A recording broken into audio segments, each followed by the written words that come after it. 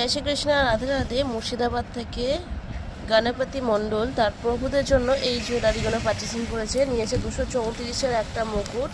এটা যাবে 12 নম্বর প্রভুদের জন্য, 12 নম্বর লাড্ডুগোপাল রাধারানীদের জন্য, আর ইঞ্চিতে যদি বলি 18 ইঞ্চি রাধা মাধবদের জন্য যাবে।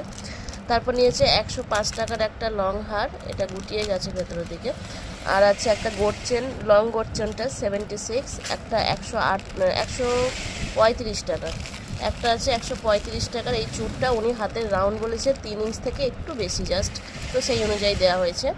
আর একটা 54 টাকার এই কোমর বন্ধনী পরাবেন, এটা দুটো নিলে নপুর হিসাবে পরাতে পারেন, একটা নিলে সিঙ্গেল পিস কোমর বন্ধনী।